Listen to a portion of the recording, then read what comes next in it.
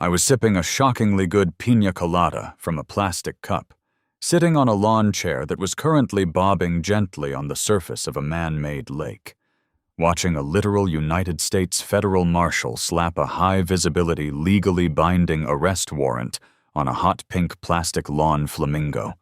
The Florida sun was beating down, radiating off the badges of 3 heavily armed federal agents who looked completely unamused by the middle-aged woman screaming at them from the shoreline. She was clutching a clipboard like it was the Holy Grail, her khaki shorts pulled up to an aggressively high latitude, face redder than the flamingo currently being seized by the United States government. How did we get here? How did a quiet Tuesday afternoon in a sleepy Florida subdivision turn into a federal maritime incident? Well, to understand that, we have to rewind to March of 2023. I had just moved to Cape Coral, Florida. If you've never been to Cape Coral, imagine a place designed by someone who really, really liked canals, but absolutely hated straightforward driving directions. It is a labyrinth of waterways, intercoastal connectors, and artificial lakes. I bought a nice, modest 3-bedroom house that backed right up to one of these pristine, artificially blue community lakes. It was perfect. I'm a simple guy. I like to work, I like to mind my own business, and most importantly, I like to fish. The entire reason I bought this specific house was the water access. I envisioned spending my evenings casting a line right from my backyard, catching nothing, and being perfectly happy about it. Enter Susan.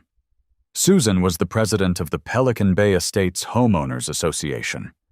Every HOA has a Susan, even if her name is Linda or Greg, you know the type.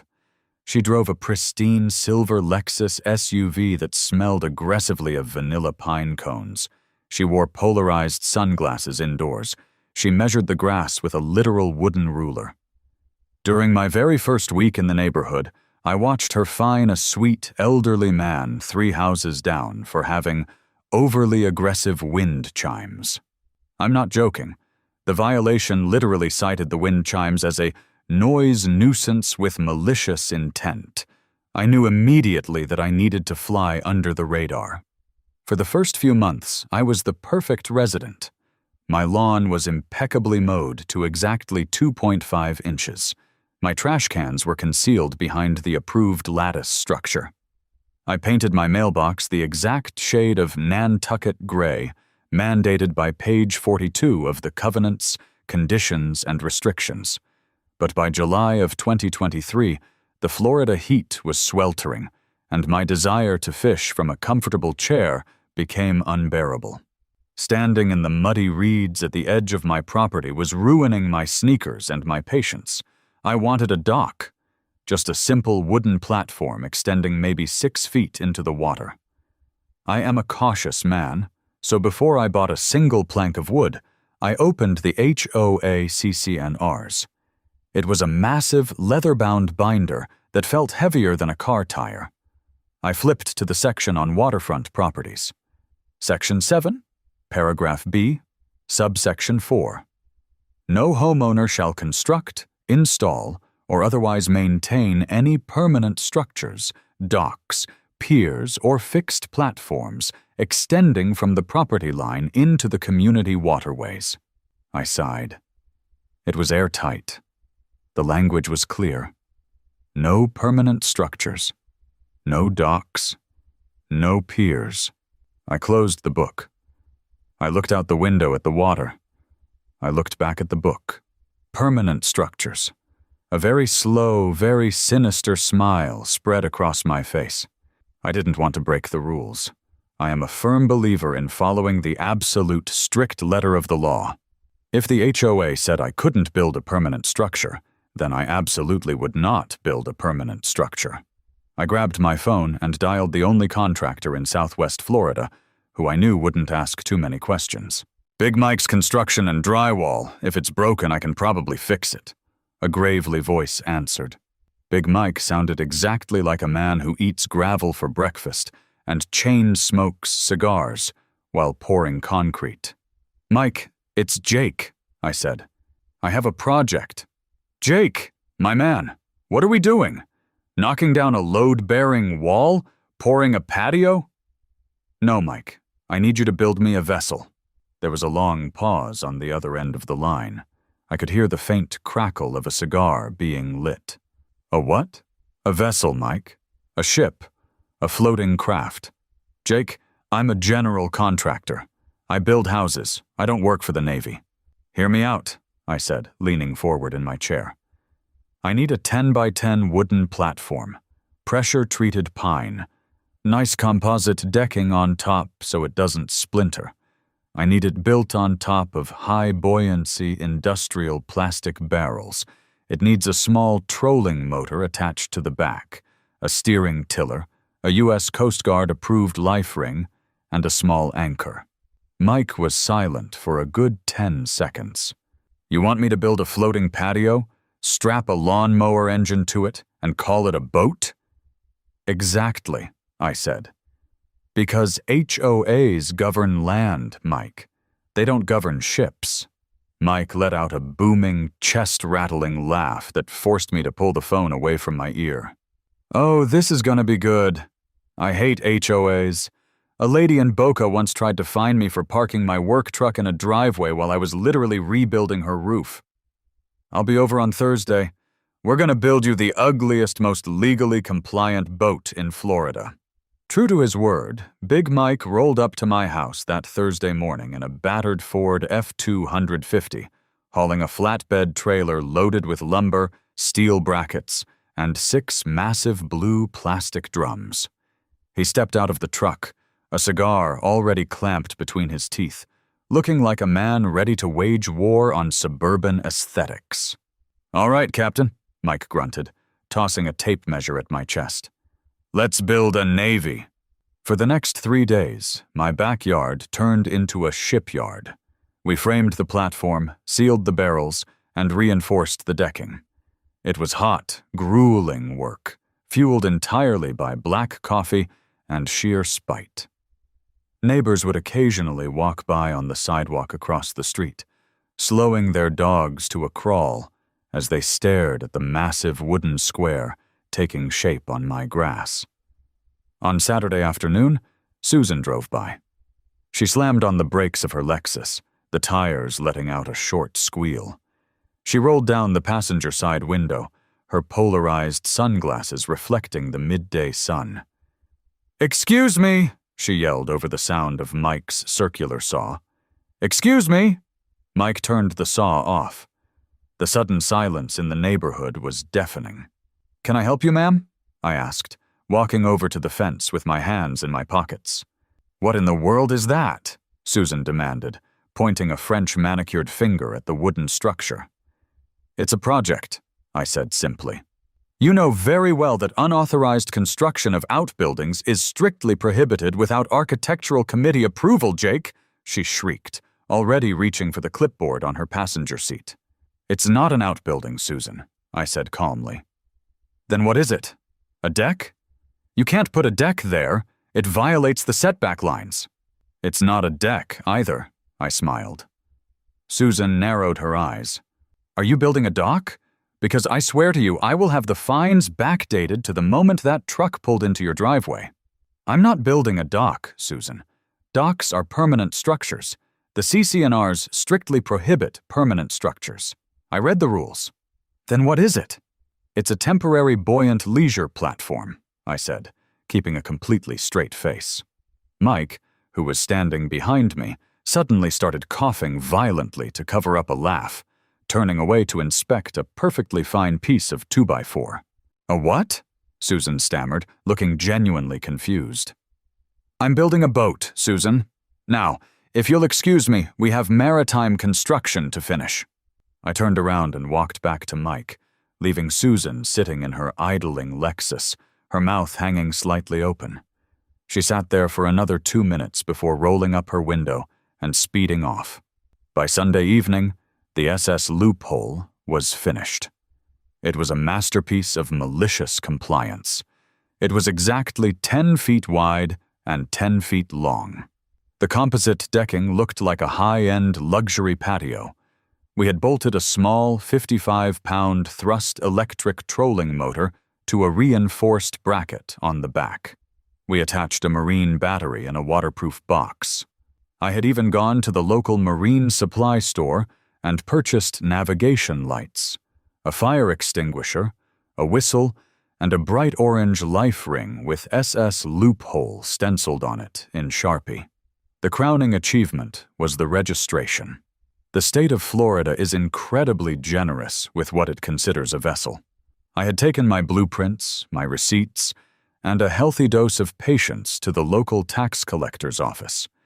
Because it had a motor, it legally had to be registered.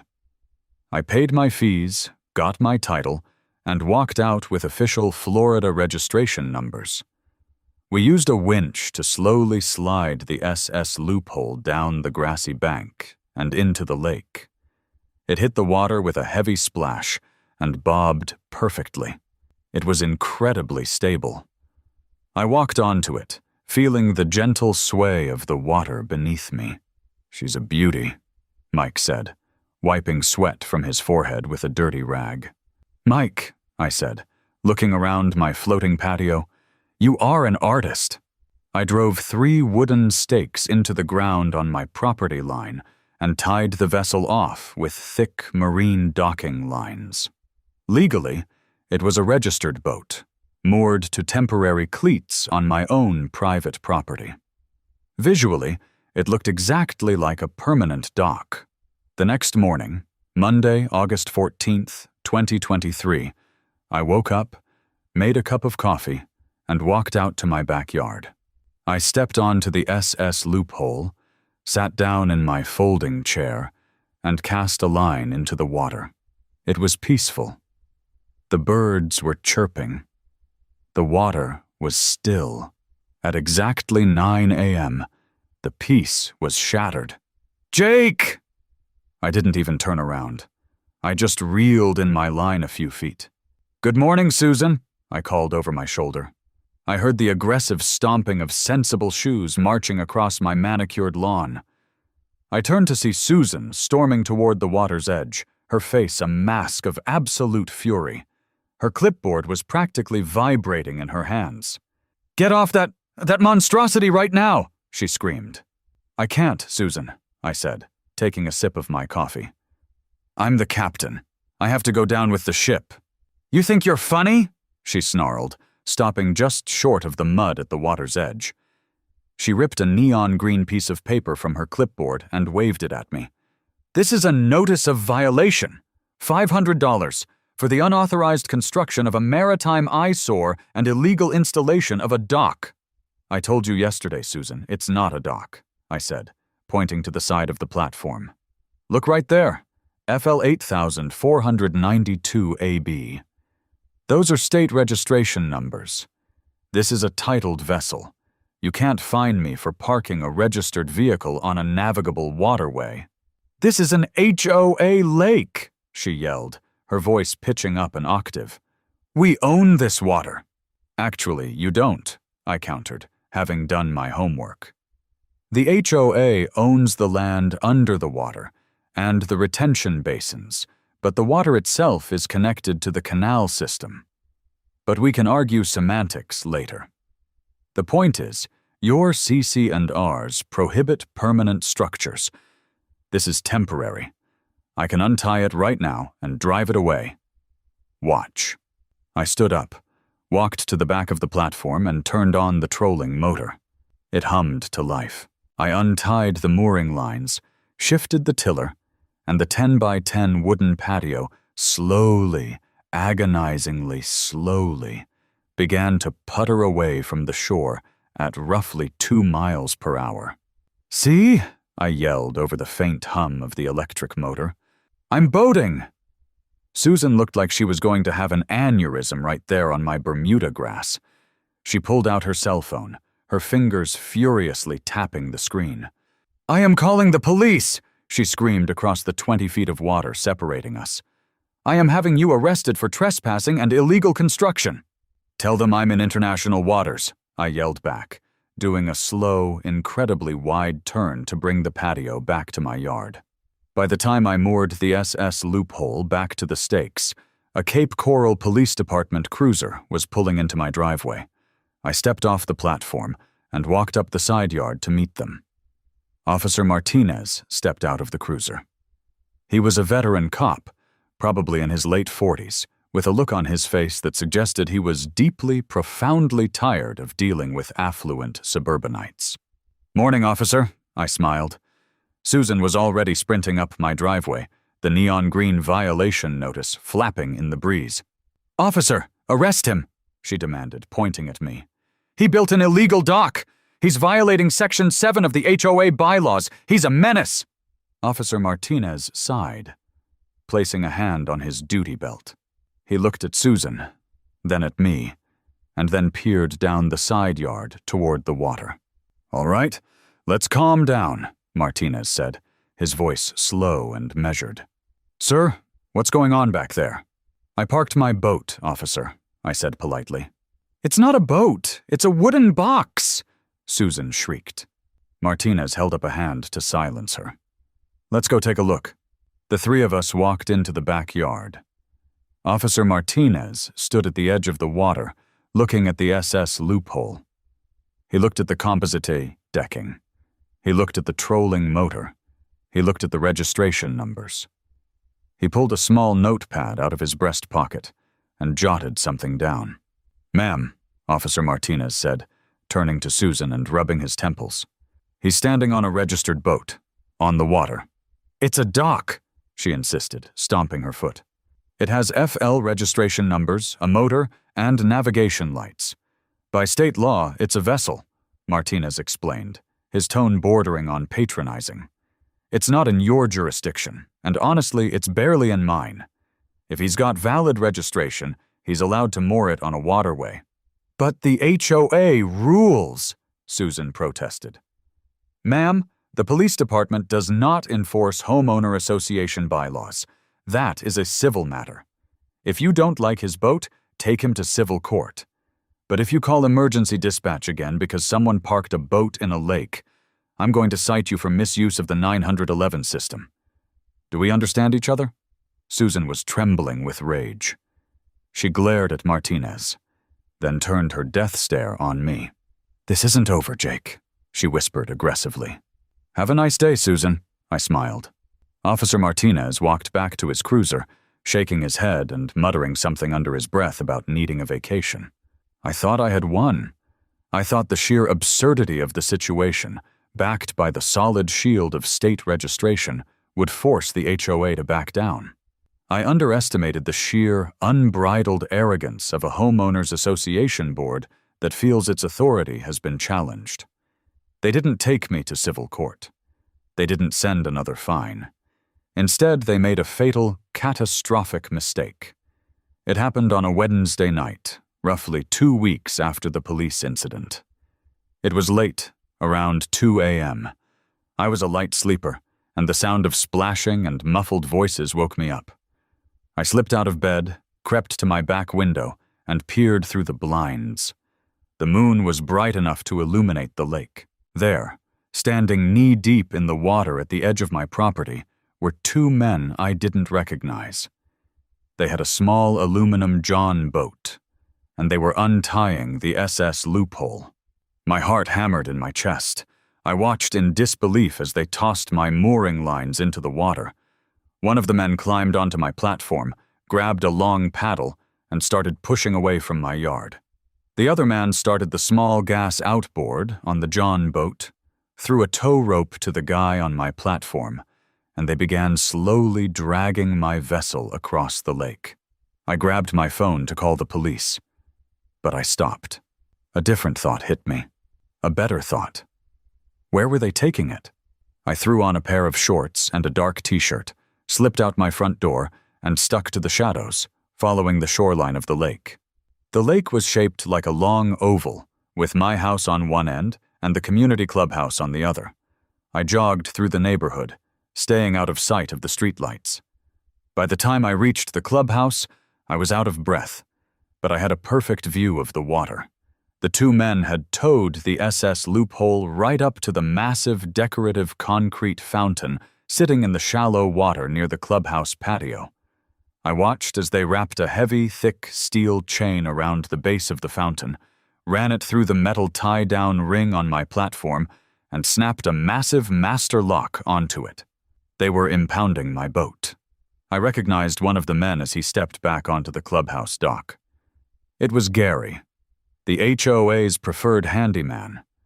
Susan had actually hired Gary to come in the dead of night, trespass on my property, steal my registered vessel, and chain it to HOA property so I couldn't use it. I didn't yell. I didn't run out and confront them. I just stood in the shadows, pulled out my phone, and recorded a crystal-clear 4K video of Gary locking the chain and driving away in the John boat. I walked home in the dark, a massive Cheshire cat grin plastered across my face. Susan thought she was playing a game of suburban chess, moving her little pawns around the neighborhood. She didn't realize I was playing Battleship, and she had just sunk her own fleet. The next morning, I didn't call the local police. Local cops deal with stolen bikes and domestic disputes. What Gary and Susan had just done went way, way beyond a simple property dispute. I sat down at my kitchen table, opened my laptop, and hit the books. When you live in a place like Cape Coral, the waterways are unique. I pulled up the geographic surveys, the county zoning maps, and the Army Corps of Engineers water management charts. I needed to prove one very specific thing about the lake behind my house. I spent 4 hours tracing lines on digital maps. And then I found it. Our community lake wasn't a closed, isolated retention pond. On the far north end, hidden behind a thick grove of mangrove trees, there was a small concrete weir, a spillway. That spillway flowed directly into the Hidalgo Canal. The Hidalgo Canal flowed uninterrupted into the Caloosahatchee River, and the Caloosahatchee River emptied directly into the Gulf of Mexico. Bingo. In the eyes of the law, that unbroken connection changed everything. It meant that the water behind my house wasn't just a puddle owned by the Pelican Bay Estates HOA. It was classified as navigable waters of the United States. And that meant my little HOA dispute just got elevated to a federal level. I started reading through 28 U.S. Code Cator 1333. It is the federal statute that grants U.S. District Courts original jurisdiction over any civil case of admiralty or maritime jurisdiction. Admiralty law, the law of the sea. It is one of the oldest, most archaic, and most heavily protected branches of law in the world. It operates on completely different rules than state law or civil court. I started making a list of the infractions. Number 1. The HOA had boarded a federally recognized state-registered vessel without the captain's permission. Under maritime law, this isn't just trespassing. It is a severe maritime tort. Number 2. They had moved the vessel from its lawful mooring and secured it to a fixed hazard, the fountain. Number 3. By taking control of the vessel in the dead of night to deprive me of its use, they hadn't just stolen a lawn ornament. In the most technical, ridiculous, but legally accurate sense of the word, the Pelican Bay Estates Homeowners Association had committed an act of maritime piracy. I laughed out loud in my empty kitchen. It was absurd, it was hilarious, and it was absolutely legally binding. I needed a lawyer, not a real estate lawyer, not a civil litigator. I needed a pirate lawyer. I spent the next 2 days calling every law firm in Southwest Florida that had an anchor in their logo.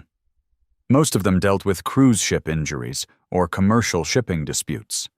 Finally, on Friday afternoon, I got a call back from a guy named Arthur Pendleton.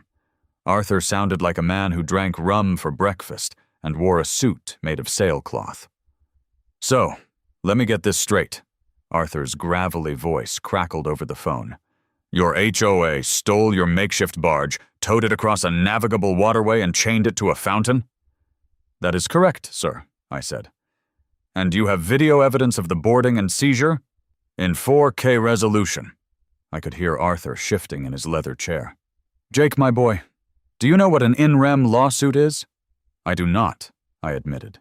In standard civil law, you sue a person. That's in personam. In admiralty law, if a vessel or a piece of maritime property causes you harm or unlawfully detains your property, you don't sue the owner. You sue the property itself. That is in rem. I'm not sure I follow. We aren't going to sue Susan, Arthur said, and I could practically hear the wicked grin on his face. We aren't even going to sue the HOA. We are going to sue the fountain. I blinked. I'm sorry, what? The fountain is a fixed appurtenance in navigable waters used to unlawfully detain a registered vessel.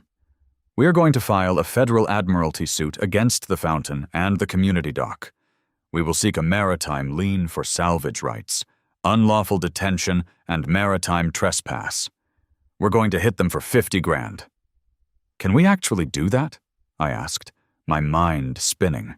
Son, Arthur chuckled darkly. Under admiralty law, I can arrest a cargo ship if they don't pay their dock fees. Arresting a suburban fountain is going to be the highlight of my fiscal year. The next week was a blur of legal paperwork and manic energy. Arthur drafted the most glorious legal document I have ever laid eyes on. The official case title, filed in the United States District Court for the Middle District of Florida, read, Jake, last name redacted, v. One floating HOA clubhouse fountain and appurtenances. We demanded the immediate release of the vessel, $10,000 in damages for the maritime tort of unlawful seizure, $5,000 for salvage, arguing that I now had to rescue my vessel from a hazard, and $35,000 in punitive damages and legal fees. Because we filed an in rem claim, the court required us to notify the owners of the property being sued. A federal process server was dispatched to Susan's house. I would have paid $1,000 to see her face when she opened that door. I heard the details later from a neighbor who was walking her dog. Susan was handed a thick stack of federal court documents. She apparently took one look at the case title, screamed, "What the hell is an appurtenance?" and slammed the door in the server's face.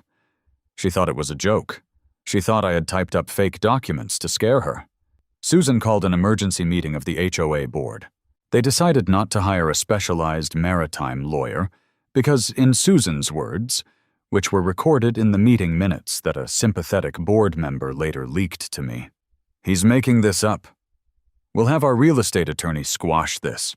The HOA retained a local guy named Bradley.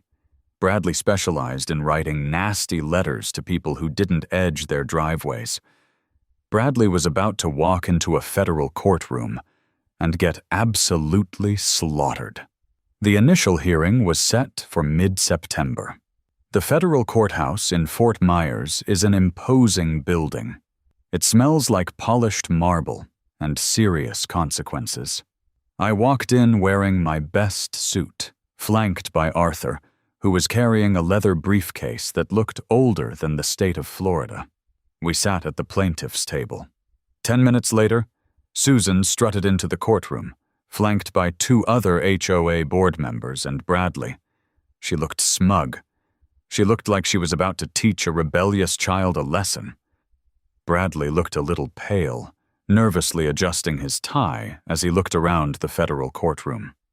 The Honorable Judge Harold presiding. He was a stern-looking man in his 60s who did not look like he enjoyed frivolity. All right, Judge Harold sighed, looking down at the file. Case number 44 CIV 89, Jake V. One floating fountain. I'll admit, Counselor, this is a new one for my docket. May it please the court. Arthur stood up, his voice booming. We are here seeking a warrant of arrest in rem against the defendant property, currently held by the Pelican Bay Estates HOA, to satisfy a maritime lien. Judge Harold raised an eyebrow. You want me to arrest a fountain? Yes, Your Honor. The HOA utilized the fountain as a mooring point after unlawfully boarding and seizing my client's state-registered vessel in navigable waters. Under 28 U.S.C. 1333, this constitutes a maritime tort, granting federal jurisdiction. Objection! Bradley squeaked, standing up abruptly. Your Honor, this is ridiculous. This is a simple homeowner dispute over an illegal dock. Judge Harold peered over his glasses at Bradley. Are you asserting that the waterway in question is not navigable, Counselor? Well, it's a neighborhood lake, Your Honor, Bradley stammered. Is it connected to the Caloosahatchee River? The judge asked. Well, yes, through a spillway, but then it falls under the navigable waters doctrine, Judge Harold interrupted smoothly. And does the plaintiff's structure possess state registration numbers and a motor?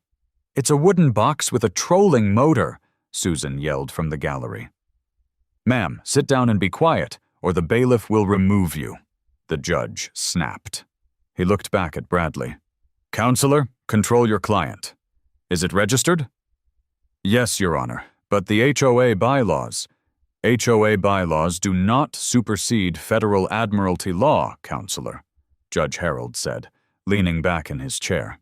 Your clients boarded a registered vessel on navigable waters and moved it without the owner's consent.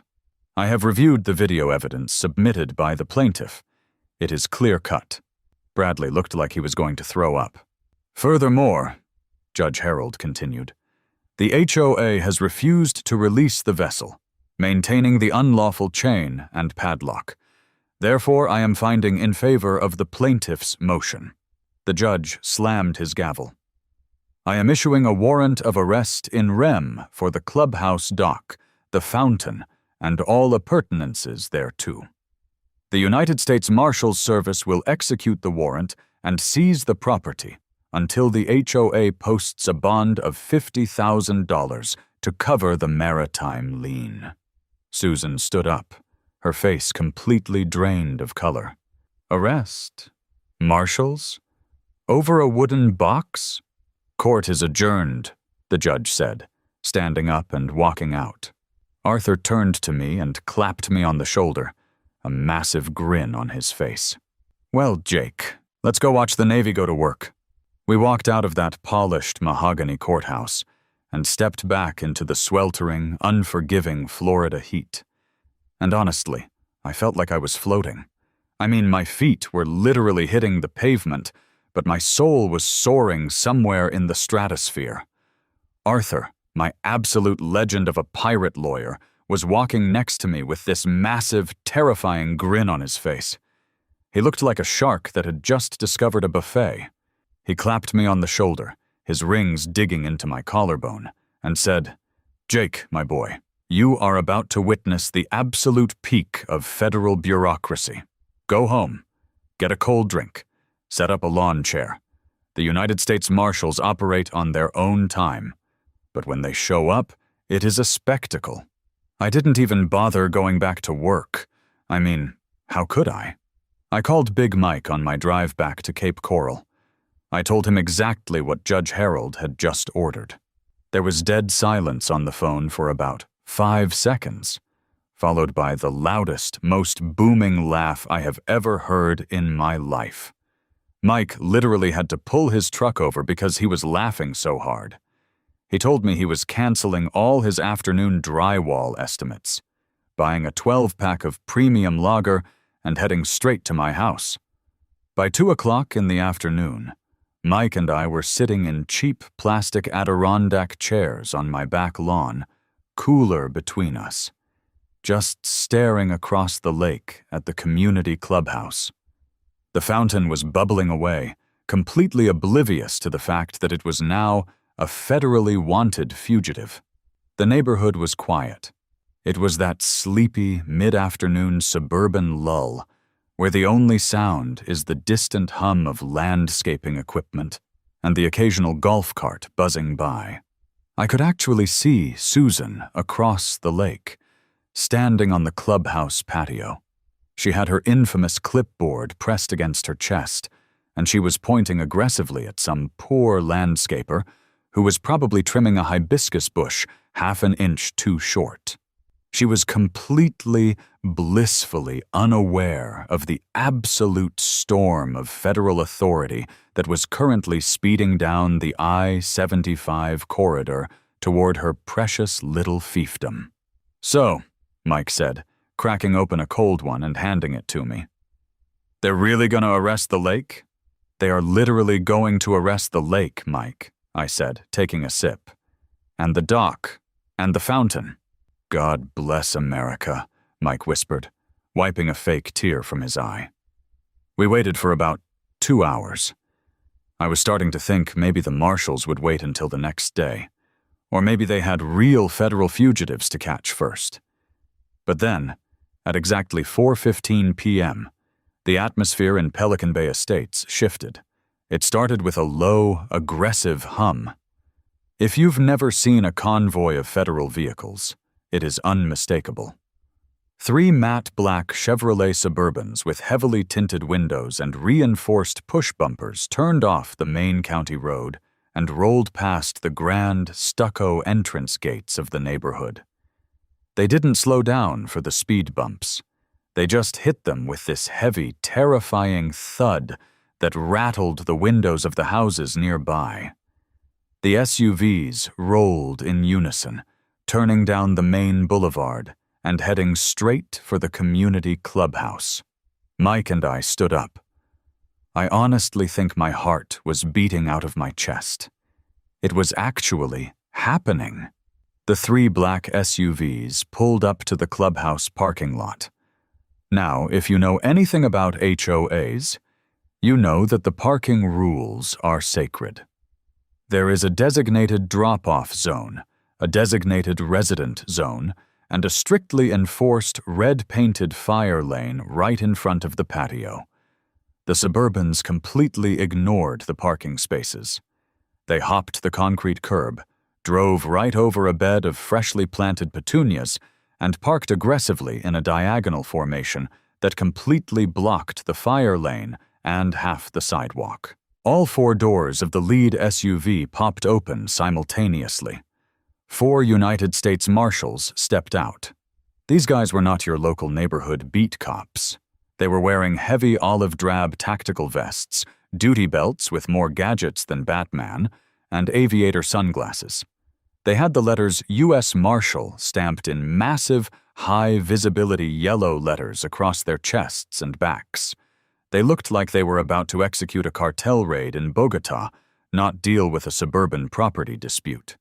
2 more marshals stepped out of the second vehicle, carrying heavy steel chains, massive padlocks, and huge rolls of fluorescent yellow tape. Across the lake, Mike and I watched as Susan absolutely lost her mind. From our vantage point, and thanks to the quiet of the neighborhood, we could hear almost everything. Susan dropped her clipboard on a patio table and sprinted toward the vehicles, her arms waving frantically in the air. "Excuse me! Excuse me!" she shrieked, her voice echoing across the water. "You cannot park there. This is a designated fire lane. You are crushing the seasonal impatiens." The lead marshal, a guy who looked like he ate nails for breakfast and was built like a cinder block wall, didn't even break his stride. He just held up one massive gloved hand. "Ma'am, step back," he said. His voice was incredibly calm, but it had this booming, authoritative weight to it that made you instinctively want to apologize to him. "I am the president of the Pelican Bay Estates Homeowners Association," Susan yelled, stepping directly into his path. "You are violating community bylaws, and I demand that you move these vehicles into the visitor lot immediately." The marshal stopped. He slowly lowered his aviator sunglasses and looked down at Susan. "Ma'am," he said, and I could hear the absolute zero-tolerance policy in his tone. "I am a Deputy United States Marshal executing a federal warrant of arrest in rem issued by the United States District Court. If you do not step out of my way in the next 3 seconds, I will place you in handcuffs for obstruction of a federal officer. Do you understand me?" Susan froze. I literally saw her brain short-circuit from across the lake. Her entire world view, a world where her clipboard and her HOA title made her the supreme ruler of the universe, was suddenly crashing down around her. She took 2 very shaky steps backward. "That's what I thought," the marshal grunted. He turned to his team. All right, secure the property, post the notices.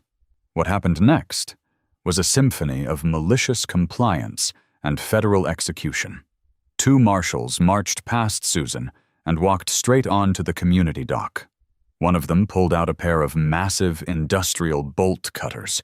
He walked right up to the heavy chain that Gary the handyman had used to lock my boat to the fountain.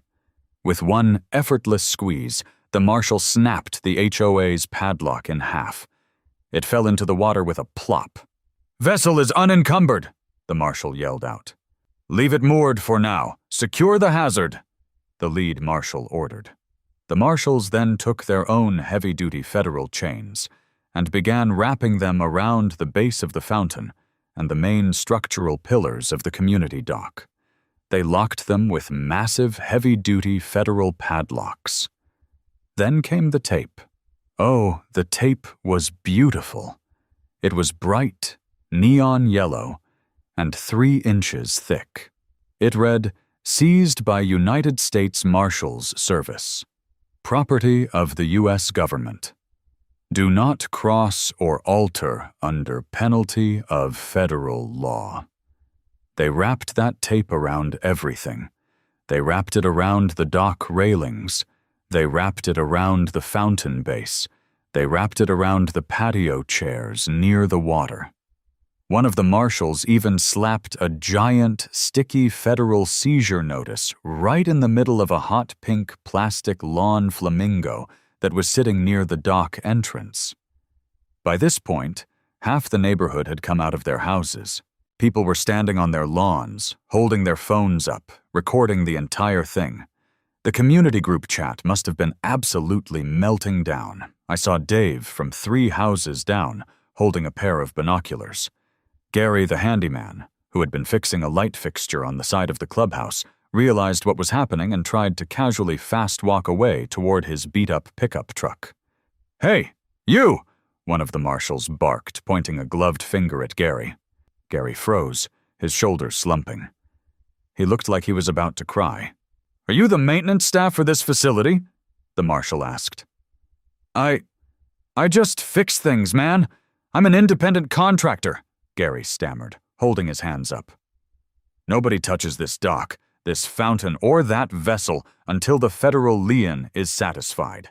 If I find out a single piece of this tape is removed, I am coming back here, and I am arresting whoever did it. Clear?" "Crystal clear, sir. Yes, sir. I won't even look at the water," Gary squeaked, practically running to his truck and peeling out of the parking lot. The marshals took a series of photographs of the seized property for their official federal records. The lead marshal walked over to the clubhouse door and aggressively stapled a 10-page federal document right to the mahogany wood. It was the warrant of arrest. Then, without another word to Susan, who was currently hyperventilating into a paper napkin on the patio, the marshals got back into their Suburbans, backed off the crushed petunias, and drove away just as quickly as they had arrived. Silence fell over the lake. Mike slowly lowered his beer. "Jake," he whispered, staring at the neon yellow tape fluttering in the afternoon breeze. "That was the most beautiful thing I have ever seen in my entire life." "It really was," I agreed, leaning back in my chair. But the show wasn't over, because arresting the lake was just step 1. Step 2 was getting paid and establishing my sovereign dominance over Pelican Bay estates. That evening, I got a frantic, borderline unhinged phone call from Bradley, the HOA's real estate lawyer.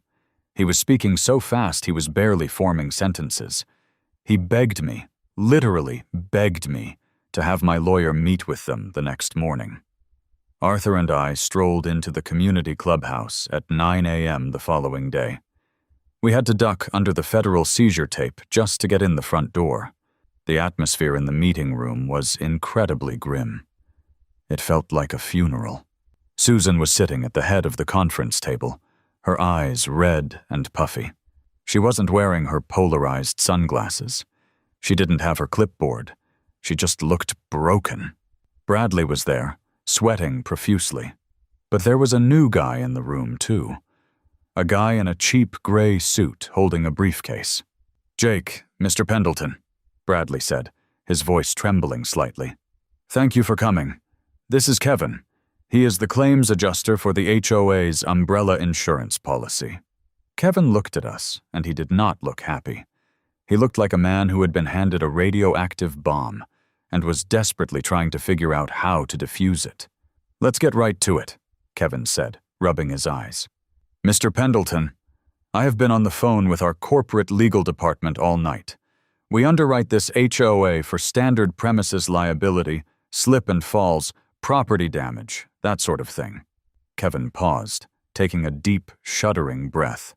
"We do not underwrite them for acts of piracy or federal maritime torts." Arthur leaned back in his chair, steepled his fingers, and gave Kevin a terrifyingly predatory smile. "That sounds like a coverage dispute between you and your client, Kevin. My client's vessel was unlawfully seized. We have a $50,000 federal lien on this property. The marshals have already taken possession. So who is writing the check?" Susan slammed her hands on the table. "We are not paying $50,000 for a wooden box!" she screamed, her old self briefly surfacing. "This is extortion! He built an illegal structure! He broke the rules!" Kevin turned to Susan, and the look he gave her was so full of pure, unadulterated corporate venom that I actually felt a tiny bit of sympathy for her. "Susan, shut up!" Kevin snapped. The entire room went dead silent. Nobody tells the HOA president to shut up. "You do not understand the catastrophe you have caused," Kevin continued, his voice shaking with anger. "You didn't tow a car out of a visitor spot. You seized a federally registered vessel on navigable waters. Maritime law operates on strict liability. You are completely, unequivocally at fault. The judge has already ruled. If we don't satisfy this lien, the federal government will auction off the community clubhouse to pay the debt. Do you understand that? They will sell this building to the highest bidder." Susan slumped back in her chair, all the fight completely draining out of her. "Now," Kevin said, turning back to Arthur, pulling a checkbook out of his briefcase. $50,000 is the bond to release the property. What is the actual settlement demand to drop the suit entirely?" Arthur didn't miss a beat. He slid a perfectly typed folder across the table. "Here are the terms," Arthur said smoothly. $10,000 for the maritime tort of unlawful seizure. $5,000 in salvage fees, because my client had to legally rescue his vessel from a hazard. $15,000 in attorney's fees. $30,000 total, Kevin said, wincing slightly, but looking relieved it wasn't the full 50. "Fine. The insurance company will cover the tort and salvage. The HOA operating reserve will have to cover your legal fees. Susan, you'll need to sign off on that." Susan looked like she was going to be sick, but she nodded weakly. "We are not finished," I said, speaking up for the first time. I leaned forward, resting my elbows on the table, looking directly into Susan's eyes. "There is one more condition for the settlement," I said, my voice completely flat and serious. "The SS loophole." "What about it?" Bradley squeaked. I pulled a single sheet of paper out of my jacket pocket and slid it across the table to Susan. "This is a binding legal addendum to my specific property deed, drafted by my attorney," I explained. "It explicitly recognizes that the 10 by 10 floating platform bearing Florida registration FL 8492AB is a sovereign maritime vessel. It is not a dock. It is not a permanent structure. It is not an outbuilding." Susan stared at the paper as if it were on fire. "Furthermore," I continued, "this addendum states that the HOA completely surrenders any and all jurisdiction, architectural control, aesthetic oversight, or enforcement authority over this vessel, regardless of where it is moored on the property. You cannot fine me for it. You cannot ask me to paint it. You cannot regulate the type of folding chairs I put on it. You will recognize it as a sovereign entity, completely outside of the Pelican Bay Estates CCNRs. Forever, I can't sign that, Susan stammered. If I sign that, it sets a precedent. What if everyone builds a floating wooden box? Then I suggest you don't touch their boats, Susan, I smiled. Or you can refuse to sign it, and Arthur and I will walk out that door. We'll leave the marshals tape up. The clubhouse will stay locked down. And next month, the federal government will auction off your swimming pool. Kevin grabbed a pen from the table, uncapped it, and slammed it down on top of the addendum right in front of Susan. Sign the damn paper, Susan, Kevin growled. Or the insurance company will drop this HOA immediately, and you will be personally named in a breach of fiduciary duty lawsuit by the end of the week. Susan looked at Kevin. She looked at Bradley, who was vigorously nodding his head, silently begging her to sign it. She looked at me. I just gave her a friendly, neighborly wave. Her hands were shaking as she picked up the pen. She scribbled her signature at the bottom of the addendum, and then she aggressively stamped it with the official HOA corporate seal. She pushed the paper back across the table, stood up, and stormed out of the room without saying another word. Kevin quickly wrote out a massive corporate check for $30,000, slid it over to Arthur, and packed up his briefcase. Pleasure doing business with you, gentlemen. I need to go drink heavily. Arthur and I walked out of the clubhouse. I held the signed, sealed addendum in my hand. It was the most beautiful piece of paper I had ever seen. We stood on the patio and watched as a local federal contractor, who had been waiting in the parking lot, walked down to the lake with a pair of bolt cutters.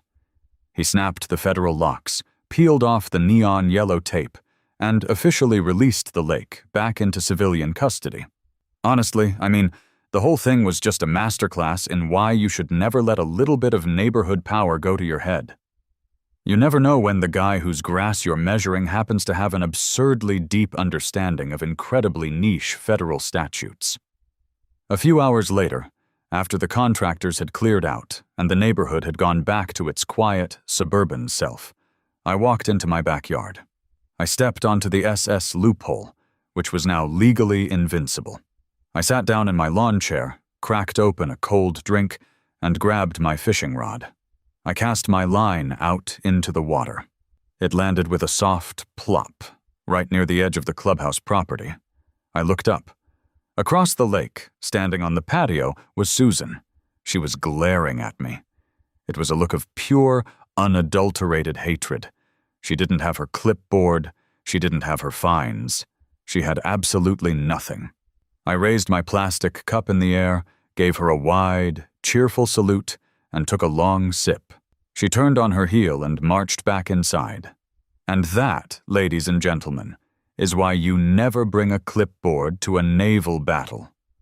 When they try to drown you in petty rules and ridiculous bylaws, you don't fight them in the kiddie pool. You drag them out to deep water, you invoke the ancient laws of the sea, and you let the federal government handle the rest.